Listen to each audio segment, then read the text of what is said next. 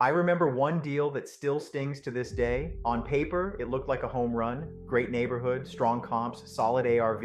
I ran my numbers quick, felt confident, and showed up to the auction ready to win it, and I did. But what I didn't realize was that I had just stepped into a $50,000 mistake. Not because the deal wasn't there, but because I ignored three red flags that were right in front of me. The first one, I trusted the opening bid. The starting price made it feel like I was getting a discount. It pulled me in emotionally. I thought, even if I go a little higher, I'm still good. But here's the truth. Opening bids are designed to create urgency, not value. I let that number anchor my thinking instead of sticking to my max bid, and once the bidding started heating up, I kept justifying going a little higher, and a little higher. By the time I won, I had already eaten into most of my profit, and I didn't even realize it yet.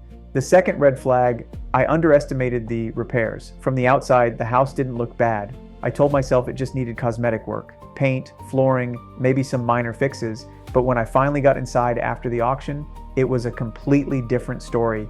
Foundation issues, plumbing problems, electrical that hadn't been touched in decades. What I thought was a $15,000 rehab turned into over $40,000. That's where most investors get hit, not on the purchase, but on what they didn't see. If you're not building in a buffer for unknowns, you're gambling. And the third red flag, I didn't verify the title properly. I assumed everything was clean because the deal looked straightforward.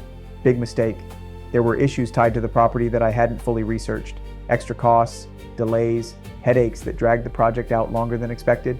And time is expensive. Holding costs, taxes, insurance. It all started stacking up while I was trying to untangle things. That deal didn't just cost me money on paper, it drained my time, my energy, and my focus from better opportunities. When it was all said and done, I was down about $50,000. And the crazy part, none of it was bad luck. Every single problem was preventable. That's the lesson. Auction investing isn't about finding deals. It's about avoiding bad ones. Now I do things very differently. I lock in my max bid before I even show up. No emotions, no exceptions. I overestimate repairs, not underestimate them. And I always double check title, liens, and anything that could come back to bite me.